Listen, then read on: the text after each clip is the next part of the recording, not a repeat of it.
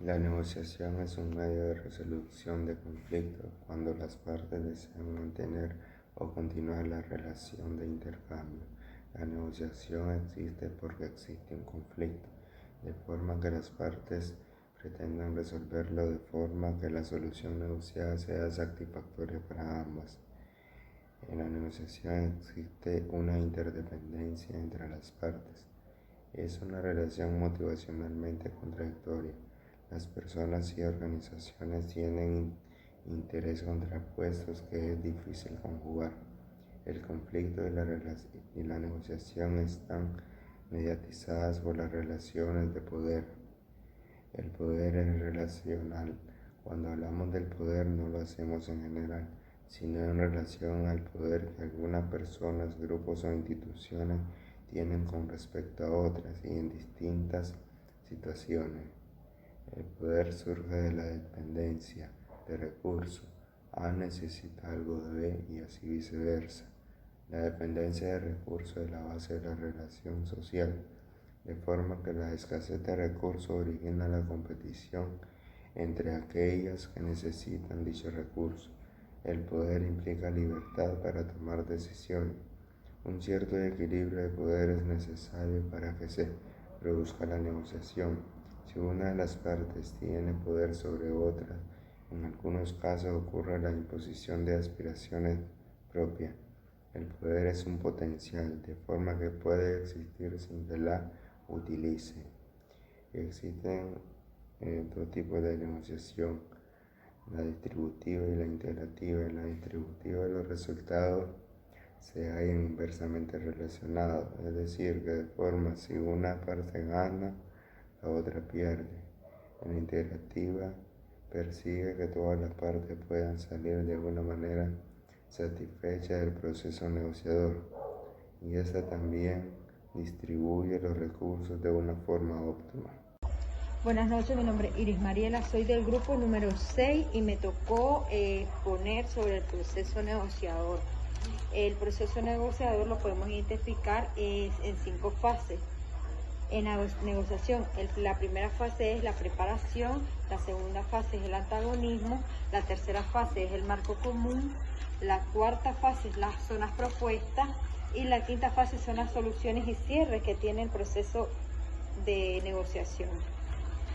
La preparación, para preparar correctamente una negociación, las partes deberán planificar los siguientes aspectos, que son determinar la naturaleza conflictiva en la que se encuentran, un diagnóstico previo, determinar sus propias metas y objetivos en 2 términos de nivel de aspiraciones máximos, puntos favorables y zona de resistencia.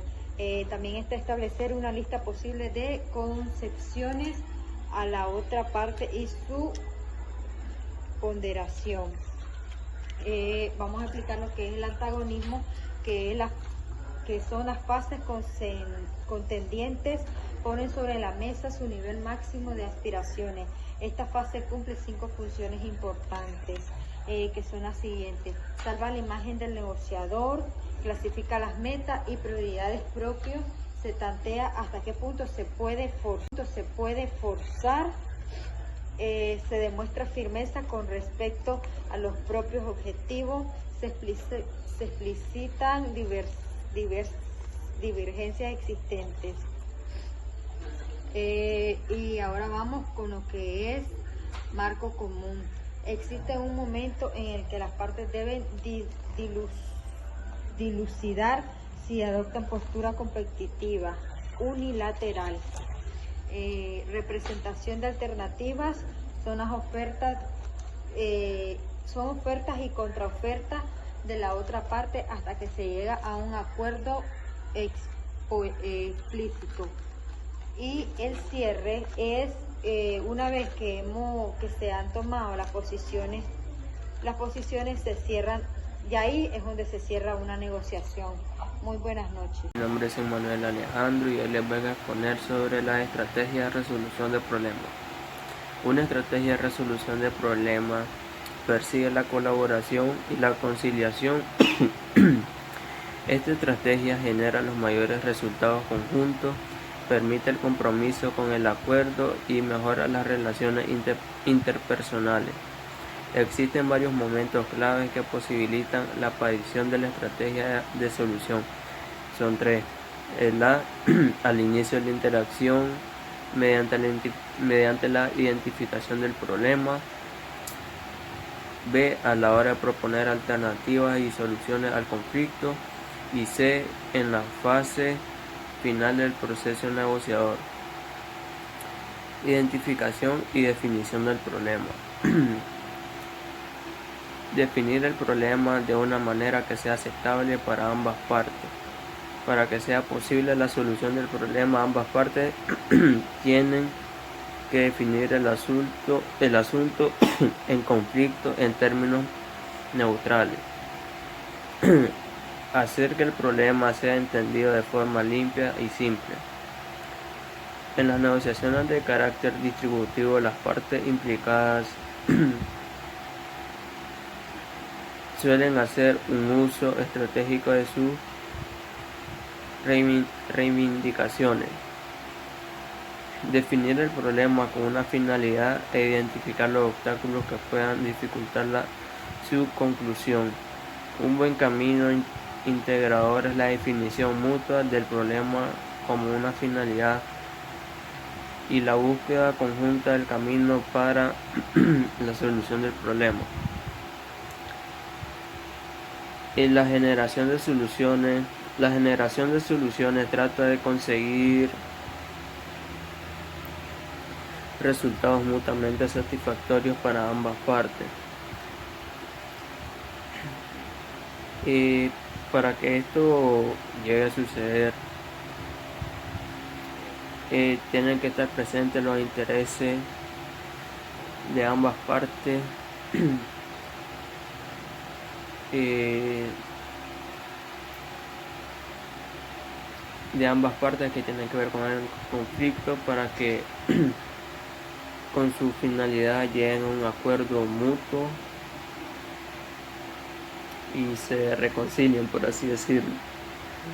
Y la fase final del proceso negociable, esta táctica es muy recomendable para los momentos finales del proceso negociador, cuando se desea mantener una relación futura estable con nuestro oponente. Eso es todo, gracias. Mi nombre es Miriam Alejandra Sobalbarro Palma y voy a hablar de la estrategia de rivalidad.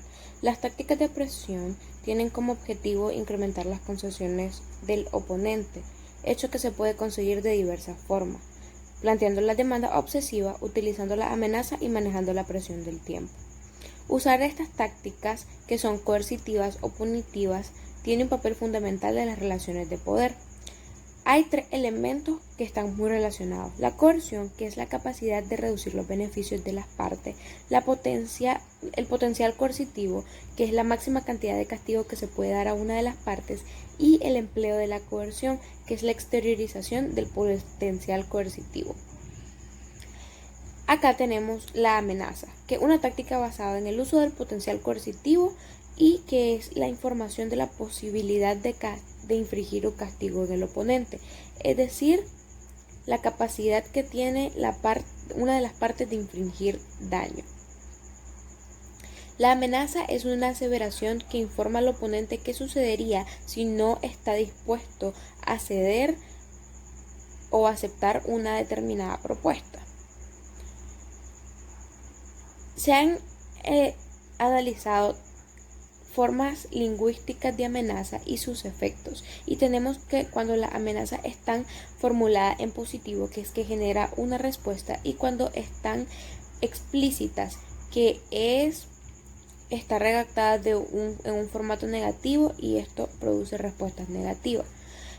Tenemos que la redacción léxica de cualquier amenaza nos informa los sentimientos de las partes. La polarización se refiere al uso de argumentos positivos, la inmediatez verbal, que refleja el deseo del negociador, y esta inmediatez verbal tiene 5 formas, que es marcadores de espacio, que es la especificidad, el efecto de orden y la relación agente de cambio, y los indicadores de motivación, los indicadores de modificación. Las líneas generales de lejanía verbal implican cómo quiere estar el oponente. Es decir, si quiere estar cerca es positivo y si quiere estar largo es negativo. La diversidad léxica consiste en las riquezas del lenguaje y la intensidad del lenguaje indica el compromiso, y el poder de estilo refleja la fuerza de la léxica del mismo. Es decir, un discurso tiene poder cuando está bien redactado y pierde el poder cuando hay titubeo y evasiones. Vemos los resultados de la negociación, que es que las negociaciones pueden terminar de forma victoriosa para las partes en un punto muerto o un acuerdo integrativo. Este acuerdo integrativo es el más deseado, ya que es donde las partes están satisfechas y las partes están en paz y en concordancia entre ellas mismas. En definitiva, una buena solución permite satisfacer los intereses del subyacentes.